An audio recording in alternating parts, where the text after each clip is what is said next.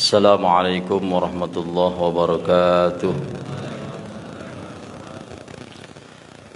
Bismillahirrahmanirrahim. Alhamdulillahilladzi amarna bi ta'atihi wa zajarana 'an ma'siyatihi. Asyhadu an la ilaha illallah wahdahu la syarika lah iqraran bi wahdaniyatihi. Wa asyhadu anna Muhammadan 'abduhu wa rasuluhu i'tirafan bi nubuwwatihi.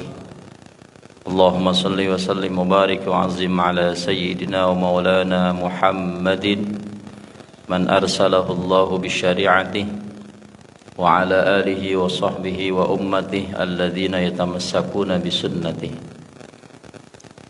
Amma ba'du, faqala Allahu ta'ala fil Qur'anil Karim: A'udzu billahi minasy syaithanir rajim. Bismillahirrahmanirrahim. Qul in kuntum tuhibbunallaha fattabi'uni yuhibbukumullah wa yaghfir lakum dzunubakum. Shadaqallahul azim. Para bapak dan ibu, hadirat sekalian yang berbahagia, bil khusus pengurus Masjid Al-Muharram, yang mudah-mudahan kita semua dalam lindungan ridha Allah Subhanahu wa taala, diberikan hidayah dan taufik dari Allah Subhanahu wa taala dalam mengarungi kehidupan kita di dunia ini, agar Allah memberikan kepada kita kebahagiaan yang hakiki di akhirat nanti. Amin ya rabbal alamin. Para bapak dan ibu, hadirin sekalian, di antara tugas kita di dunia ini adalah menumbuhkan cinta kita kepada Allah dan Rasulnya. Maka di bulan Maulid ini, di bulan Rabiul Awal, paling tidak kita terpacu semangat kita kembali untuk mengukur diri kita sudah seberapa jauh tingkatan cinta kita kepada Allah dan Rasulnya. Dan ini termasuk ketika kita mengatakan cinta kepada Allah, maka di antara syaratnya adalah mengikut kepada ajaran Rasulullah sallallahu alaihi wasallam. Sebagaimana Allah menyatakan, berfirman, Qul in kuntum tuhibbunallaha fattabi'uni. Katakanlah hai Muhammad, kalau kalian mencintai, benar-benar mencintai Allah, fattabi'uni. Syaratnya ittiba', mengikut, ikutilah aku, ikutilah Rasulullah sallallahu alaihi wasallam. Kalau kita sudah dikatakan mengikut kepada Rasulullah, maka Allah menyatakan dalam firman-Nya, yuhibbukumullah. Allah akan mencintai kalian, akan berbalas cinta kita. Cinta kepada Allah akan dibalas oleh Allah.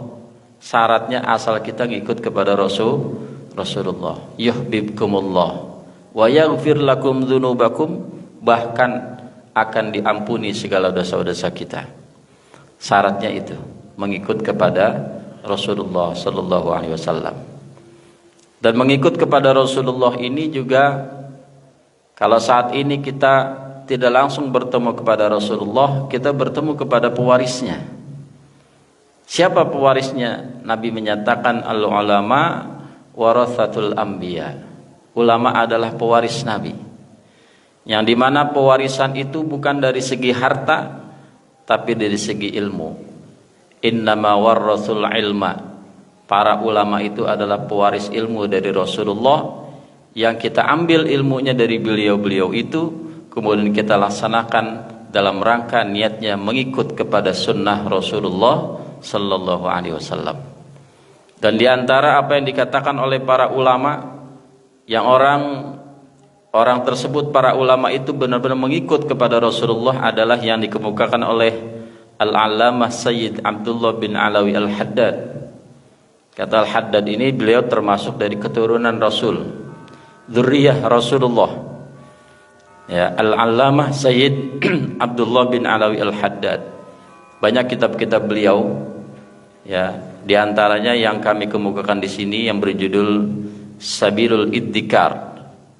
Kitabnya Sabilul Iddikar, dan berisi berbagai macam nasihat kepada kita bagaimana mengarungi kehidupan di dunia ini agar kita selamat sampai kepada kehidupan akhirat kita.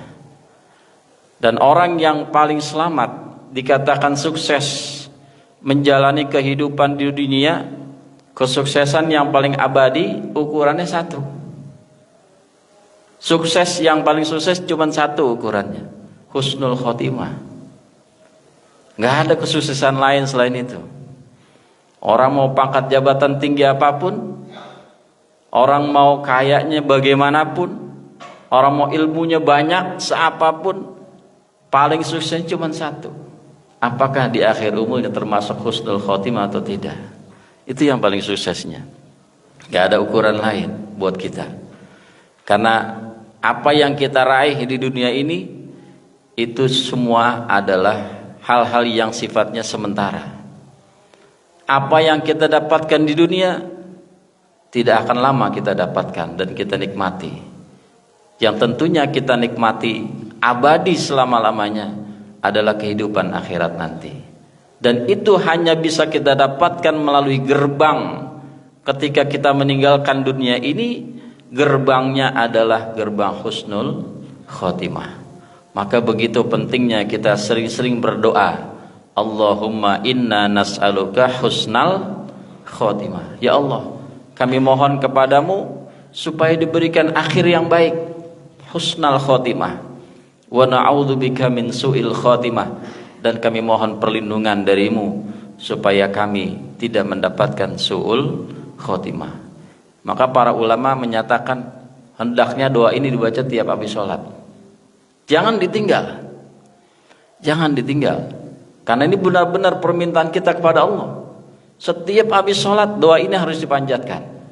Untuk menyatakan benar-benar, ya Allah, ini jangan sampai hilang ini. Jangan sampai terlewat ini husnul khotimah dalam diri kita. Karena itulah nilai dari kehidupan kita yang abadi. Kesuksesan kita yang paling abadi cuman itu. Ya, apapun yang kita raih di dunia ini, sehebat apapun kita, kalau akhir umur kita su'ul khotimah, gagal hidup. Gagal hidup kita udah. Akhir dari umur kita su'ul khotimah, itu gagal hidup kita. Karena kesempatan husnul khotimah ini adalah kesempatan yang paling baik dalam kehidupan kita.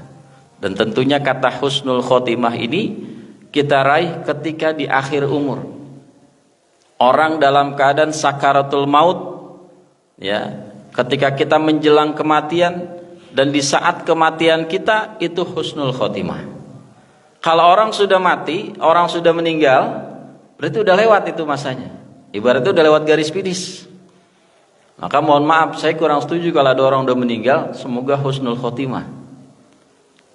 Saya kurang setuju. Orang udah rapi udah meninggal nih, apalagi udah berhari-hari, semoga almarhum almarhumah husnul khotimah. Lah udah selesai itu masanya. Masanya di garis finish husnul khotimah itu. Kalau orang udah meninggal, yang kita doakan itu semoga mendapatkan pahala yang berlipat ganda dari Allah. Semoga ditempatkan di sisi Allah di tempat yang sebaik-baiknya. Kan gitu, diampuni segala dosa-dosanya. Itu masih berlaku. Kan itu masih berlaku tuh. Tapi kata semoga husnul khotimah, itu udah selesai masanya, udah lewat. Seperti orang udah pulang. Orang ada pulang nih, dia pergi umroh, pulang ke rumah, udah sampai di rumah kita doakan semoga kamu selamat sampai di rumah. Kira-kira masih berlaku gitu? Udah selesai, udah sampai rumah, ya. Itu masanya udah lewat. Bukan salah sih, kurang tepat menurut saya gitu. Ya, kurang tepat. Karena sesuatu yang kita doakan itu, doa itu adalah sesuatu yang belum terjadi. Masanya belum terjadi. Maka doa itu dikatakan sebagai harapan. Harapan itu kan sesuatu yang belum. Kalau udah, ya itu bukan harapan lagi berarti. Karena sudah ada. Maka kita yang berdoa yang hidup ini, yang masih hidup, atau orang-orang yang kita doakan ketika beliau-beliau masih hidup, itu masih pantas kita katakan semoga husnul khotimah. Karena masih hidup. Atau dalam sakaratul maut. Semoga, cuman jarang sih orang ya, kalau giliran mohon doanya kepada para bapak ibu, ayah saya sakit, ya semoga husnul khotimah, jarang kali ya begitu ya. Itu bisa dikecam itu. Kayaknya doain mati gitu ya. Ini salah kaprah sebetulnya. Tapi sebenarnya itu termasuk doa juga. Ya. Kan doa husnul khotimah bukan hanya orang yang sakarat aja. Kita dalam keadaan hidup pun husnul khotimah. Dan kata husnul khotimah itu kadang suka salah pengejaan. Ya. Kalau bahasa Indonesia, kalau bahasa Arab itu kan husnul pakai ha kecil tuh. Husnul dari hasan. Hasan itu artinya baik. Khotimah dari pakai khotimah. Nah, itu artinya akhir. Jadi akhir yang baik. Nah, kalau dalam bahasa Indonesia ejaannya, spellingnya itu, kalau husnul pakai ha, itu pakainya hak saja gitu, husnul. Nah, khotimah kalau dalam pengejaan bahasa Indonesia itu menggunakan ka dan ha, pakai kho tuh jadi kho, jadi ka dan ha. Kalau ka dan ha itu bahasa Arabnya jadi kho, ya, husnul gitu. Husnul dia bersih, husnul itu pakai ha, maka ha saja. Ini orang kadang-kadang suka terbalik, yang depan husnul, khotimahnya pakai ka, pakai ha, husnul khotimah, atau dua-duanya pakai ka, husnul khotimah gitu. Kata husnul dengan ha, husnul dengan kho atau kaha itu beda jauh artinya. Kalau husnul artinya baik, husnul artinya hina. Beda titik doang tuh, tapi jauh artinya bertolak belakang. Husnul pakai ha artinya baik, semoga akhirnya adalah akhir yang baik. Kita mohon kepada Allah akhir yang baik. Tapi kalau husnul pakai kho itu hina artinya, akhir yang hina gitu. Ini kalau gitu doain kita jadi hina dong gitu. Semoga husnul khotimah katanya, ya. Jadi ini harus ya dirubah gitu. Jangan pakai ka dua-duanya, tapi di awal pakai ha saja, husnul khotimahnya yang kedua ka dengan ha dalam ejaannya. Nah, para bapak dan ibu hadirin-hadirat sekalian, apa yang kami kemukakan di sini adalah sebaliknya, lawannya. Kalau kita ingin mendapatkan husnul khotimah, maka kita harus menghindari perbuatan-perbuatan yang mengarah kepada su'ul khotimah. Ya, mengarah kepada su'ul khotimah. Mudah-mudahan perbuatan yang kita hindari ini mengakibatkan kita husnul khotimah. Nah, kata Al-Allamah Sayyid Abdullah bin Alawi Al-Haddad dalam kitabnya Sabilul Iddikar, ada 5 golongan orang yang bisa berakibat su'ul khotimah, akan berakibat akhir yang buruk kalau dia mengerjakan ini, ya, kalau ini dikerjakan. Apa yang beliau katakan, wa aktsaru may yukhsha alaihi su'ul khotimah, orang yang paling dikhawatirkan akan mendapatkan su'ul khotimah, akhir yang jelek.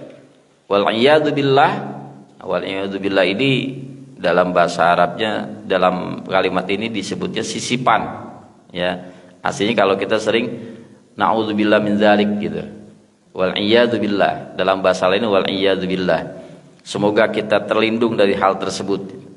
Nah, apa yang paling dikhawatirkan orang-orang yang mendapatkan su'ul khotimah? Yang pertama, al mutahawinu bis shalah. Orang yang meremehkan, merendahkan, menggampangkan sholat. Al-mutahawinu bis sholah. Dia merendahkan, melalaikan, ya. Dia melalaikan, meremehkan, menggampangkan dengan pentingnya sholat. Nah, ini termasuk orang yang khawatir orang seperti ini bisa su'ul khotimah. Gitu. Kata sholat itu buat dia biasa saja. Mending bahkan yang paling dikhawatirkan ketika orang meninggalkan sholat tenang-tenang saja. Ini Masya Allah luar biasa itu. Kalau orang yang biasa sholat, ini kalau sudah waktu zuhur kita lihat, waduh kalau udah 1:30 itu udah gelisah itu. Ya Allah 1:30 belum sholat zuhur. Itu berarti dalam hatinya masih ada keimanan yang kuat. 1:30 belum sholat zuhur, gelisah kita. Ya, apalagi kita dalam perjalanan di tol macet, ya. Mau sholat di mana nggak tahuan, nggak bisa kita menepi. Yang kita pikirin satu, di mana kita sholat ini? Saking kita pengennya sholat, berarti kita harus keluar tol, cari pintu, walaupun itu bukan pintu yang kita tuju, sekedar untuk sholat. Jadi keluar pintu yang kita tuju sebenarnya masih jauh, tapi karena kepentingan kita sholat, maka kita harus keluar tol atau mencari rest area. Tujuannya semata-mata ingin sholat. Itu yang Allah senang, ya, mementingkan sholat. Dalam hati kita, keimanan kita kepada Allah itu kuat kalau begitu.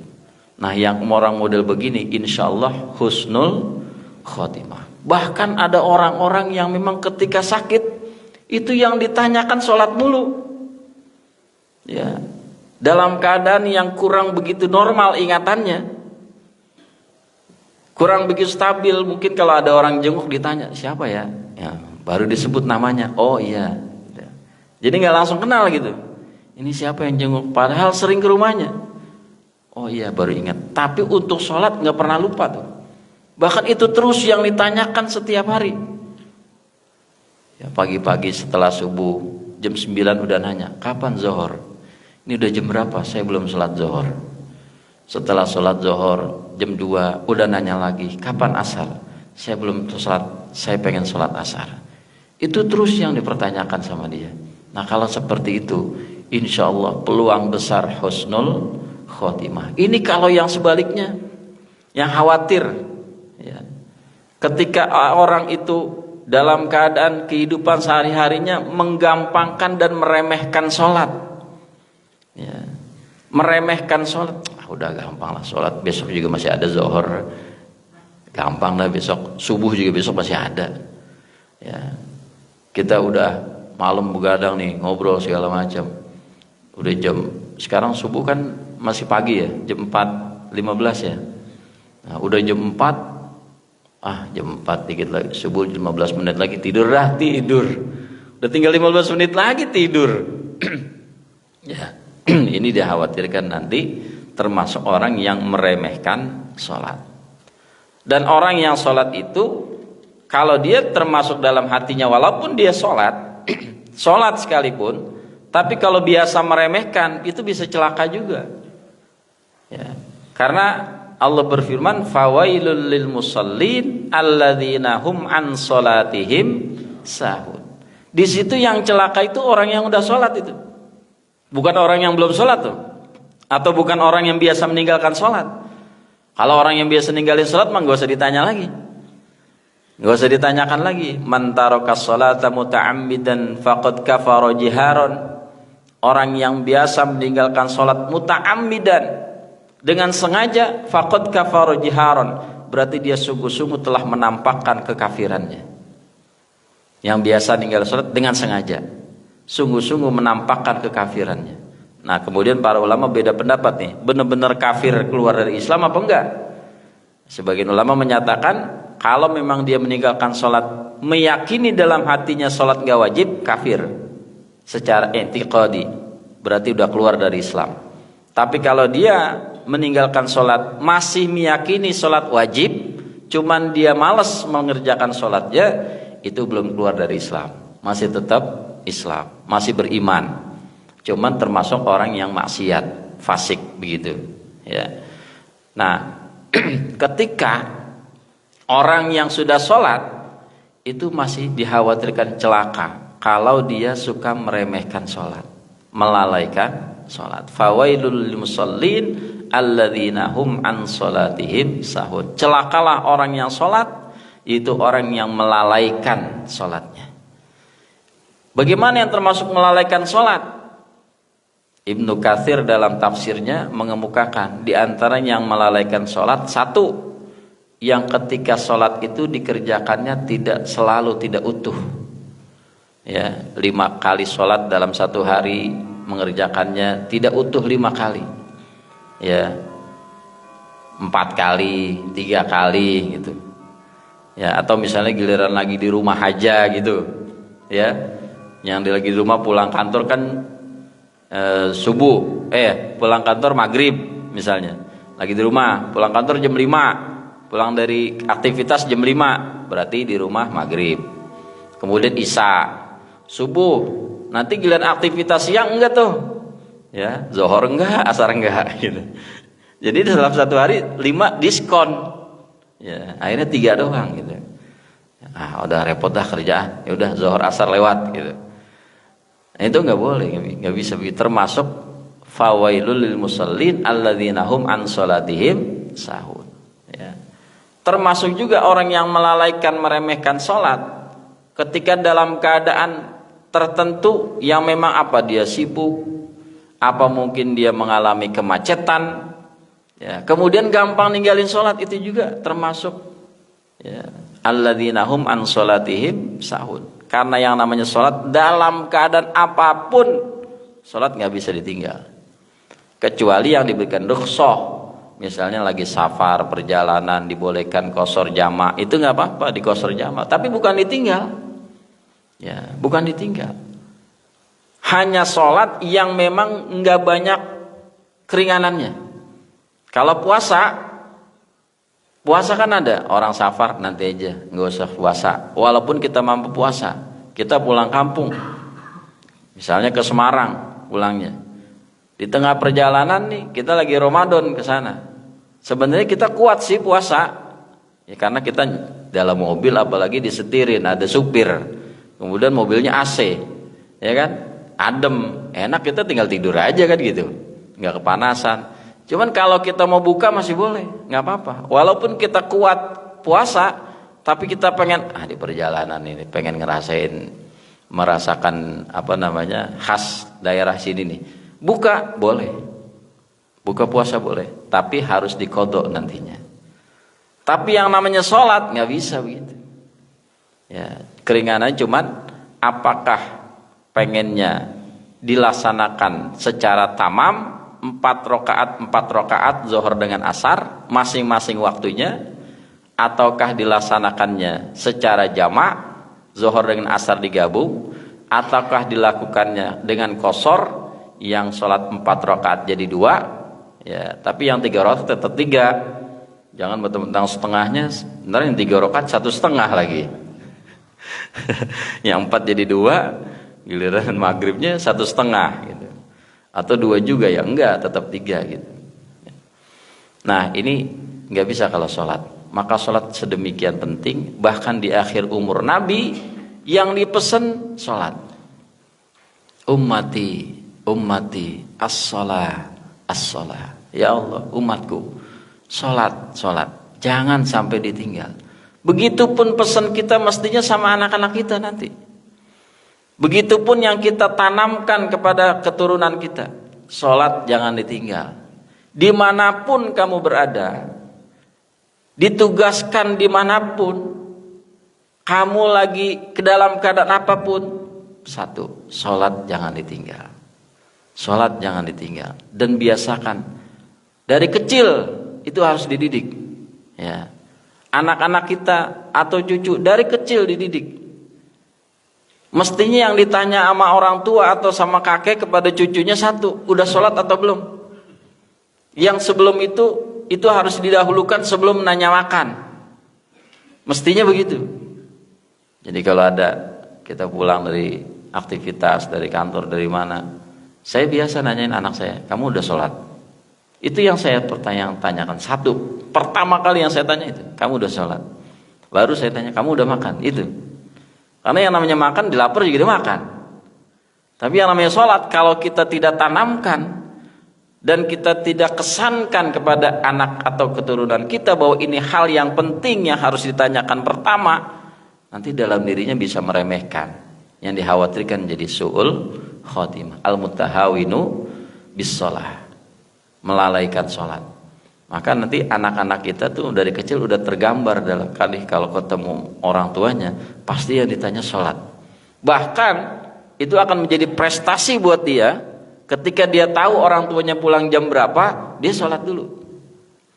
Dan ketika bertemu, assalamualaikum, waalaikumsalam, yang terucap dari anak kita dan terucap mungkin dari cucu kita, kalau yang menanyakan itu kakek dan neneknya, kayak nenek, aku sudah sholat. Wah, cakep bener. Ayah, mama, aku sudah sholat. Jadi didahulukan tuh, yang tadinya kita yang nanya, akhirnya mereka yang ngasih tahu. Dan itu kita harus kasih apresiasi, prestasi yang luar biasa. Sehingga kemudian yang diharapkan apa? Ketika nanti kita sudah tiada ada, atau ketika nanti anak ini sudah tidak berada dekat dengan kita, dia melaksanakan sholat tanpa kita perintah. Dia melaksanakan sholat dengan kesadarannya sendiri. Kalau sudah seperti itu, orang tua berhasil jadi orang tua. Kakek dan nenek berhasil jadi kakek dan neneknya, mendidik cucu-cucunya. Dan biasakan dalam kehidupan kita, jangan sampai al-mutahawinu bis sholat, yang meremehkan dan melalaikan sholat. Ya. Itu yang pertama yang harus sangat ditekankan. Kemudian yang kedua, wal mudminu li syurbil khamr, orang yang biasa minum minuman keras, ya, minum minuman keras. Mudminu li syurbil khamr. Nah, minuman keras ini termasuk budaya yang berat untuk ditinggalkan. Kalau dalam kajian nasakh mansuh, ya, dalam kajian ulumul Quran, mengharamkan khamr itu sampai 3 kali tahapannya. Tahapan pengharaman khamr. Yang pertama, yas'alunaka 'anil khamri wal maisir qul fihi ma itsmun kabirun wa manafi'u lin-nas wa itsmuhuma akbaru min naf'ihima. Ya.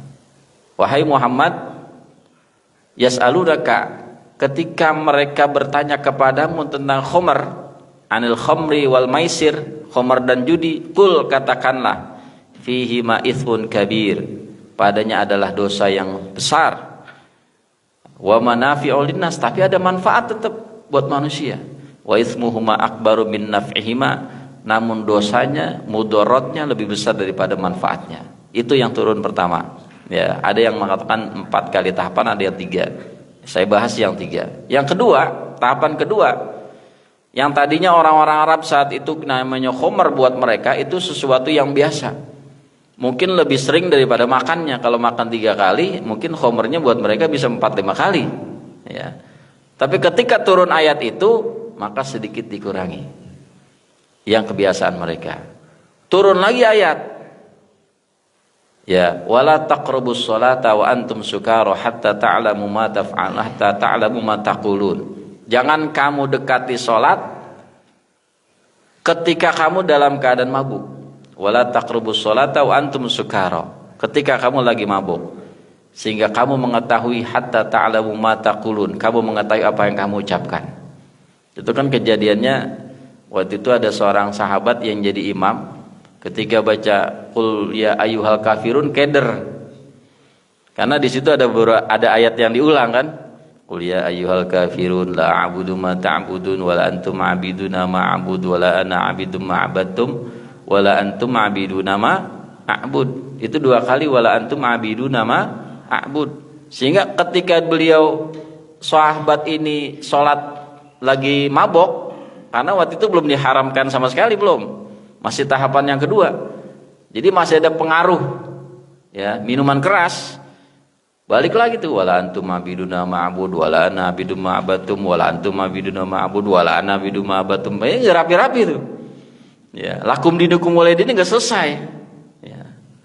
Mana yang repot kalau lakum dinukum waladolin. Amin lagi kalau gitu. Ya. Lakum dinukum waladolin. Amin meneh gitu ya. Tadi udah amin. Nah, akhirnya dilaporkan ke Nabi, turun ayat itu. Wala taqrabus sholata wa antum sukara hatta ta'lamu ma taqulun. Janganlah kamu dekati salat, janganlah kamu melaksanakan salat ketika kamu mabok, maka sehingga kamu mengetahui apa yang kamu ucapkan. Mulai dikurangin lagi tuh maboknya. Jadi kalau yang deket-deket sholat nggak mau, zohor dengan asar deket. Kalau minum habis zohor berarti kan asar masih mabok, masih ada pengaruhnya tuh alkohol. Berarti zohor ke asar enggak. Asar ke maghrib deket juga, apalagi maghrib ke isya. Akhirnya orang Arab saat itu, kaum muslimin para sahabat maboknya habis subuh sama habis isya. Yang waktu sholatnya jauh. Jadi habis subuh kan zohor masih lama, mabok sekarang dah, minum minuman keras. Nanti zohor udah hilang tuh pengaruh alkoholnya. Nanti habis isya mabok lagi. Ya, nantinya sering tadi tuh, ya bisa 4-5 kali, sekarang udah tinggal 2 kali gitu. Ya, makin terkikis. Maka tahapan yang terakhir, ya ayyuhalladzina amanu ijtanibu, ya ayyuhalladzina amanu ijtanibu innamal khamru wal maisiru wal ansabu wal azlamu rijsum min amali syaitan fajtanibuhu la'allakum tuflihun. Wahai orang yang beriman, sesungguhnya khamr, maisir, berjudi, ya, termasuk judi online, ya, yang kemarin bosnya baru ditangkap tuh, judi online termasuk, ya, apalagi yang 303 itu. Nah, kemudian apalagi menyembah berhala. Nah, itu termasuk rijsun min amali syaitan, perbuatan najis termasuk perbuatan setan. Fajtanibu, hindari, tinggalkan. Nah, itu baru haram sama sekali tuh. Nggak boleh sama sekali. Itu tahapan pengharaman khamr. Yang namanya khamr memang sesuatu yang sangat berat ketika orang sudah melakukan. Meninggalkannya nggak mudah. Apalagi yang model sekarang semakin canggih. Ya, ini yang disebut narkoba. Jangankan anak-anak muda. Ya, jangankan sipil. Polri aja masih kena kan gitu. Oknum aja masih kena. Ya, baru kemarin kan ketangkep tuh. Padahal udah jelas yang menangani narkoba beliau. Ya kan, pimpinannya itu. Kapolda. Pimpinannya kan. Tahu, masih juga kena. Itu sangat berat sekali gitu. Yang namanya, nggak ada narkoba di Quran hadis.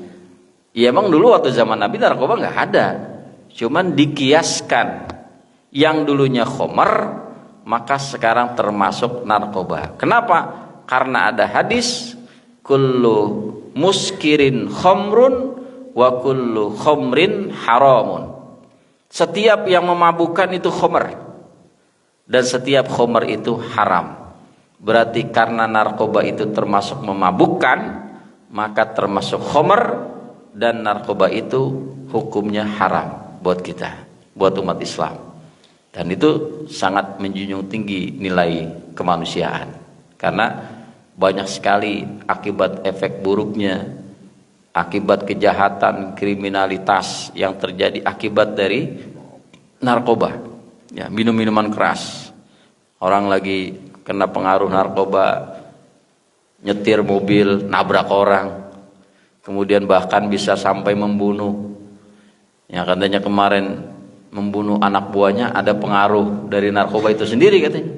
Lagi mabok, ya sampai berani untuk membunuh. Ada anak yang berani bunuh orang tuanya karena dalam keadaan mabuk. Ya, ini harus dihindari. Maka kita tekankan juga buat diri kita dan keluarga kita, jangan sekali-kali kamu terlibat dalam apakah pemakai apalagi pengguna dalam minuman keras dan narkoba. Ya. Para bapak dan ibu, mohon maaf saya tidak bisa melanjutkan karena waktunya udah lewat ya. Mestinya 30 menit, ini udah 35 menit ya. Ya, paling tidak ini menjadi bahan kita ya. Bahwa yang ketiga kemudian wal aqu liwalidayh. Ya, termasuk ini dikhawatirkan suul khotimah ada al aqu liwalidayh. Orang yang durhaka kepada kedua orang tua. Nah, itu dikhawatirkan. Jangan sampai kita termasuk orang yang mendurhakai orang tua kita. Kemudian walladzi yu'dzil muslimin, orang yang menyakiti kaum muslimin. Ya. Termasuk menyakiti orang lain, bukan hanya kaum Islam, tapi manusia yang lain jangan sampai kita menyakiti. Dan syarat taubatnya kalau dosanya kepada manusia selain yang 3 yang kepada Allah, syaratnya kita harus minta dihalalkan dari orang tersebut. Minta dimaafkan. Kita mungkin pernah menyatakan sesuatu menzolimi orang, maka orang itu harus memaafkan kita dulu, baru kemudian Allah ridho untuk memaafkannya. Ya, karena hubungannya dengan hakul adami. Kemudian yang kelima, al musirruna alal kabair, orang yang terus menerus melakukan dosa besar, bahkan al mubiqat. Jadi ada al kabairul mubiqat, dosa besar yang membinasakan. Nah itu ada 7. Ya, 7 dosa besar yang membinasakan. Nah itu termasuk yang harus dihindari. kemudian mereka itu belum bertaubat. Maka kalau kita mungkin pernah termasuk dari bagian yang dikhawatirkan ini, mari sama-sama kita cepat untuk bertaubat sebelum Allah mencabut umur kita, atau sebelum memang kita dalam keadaan tidak sempat lagi untuk bertaubat. Kita mumpung masih sehat, masih segar, Allah kasih kehidupan kita. Kalau memang ada sholat yang pernah kita tinggal, qodok buru-buru, bayar sholatnya. Kalau ada puasa yang pernah kita tinggal, qodok, bayar kodoknya. Mungkin ada orang yang pernah kita sakiti, kita minta kehalalannya dari dia, supaya nanti di akhir umur kita semua itu sudah termaafkan dan kita mendapatkan husnul khotimah. Amin ya rabbal alamin. Ini saja mungkin dalam kajian materi kita yang bisa saya sampaikan.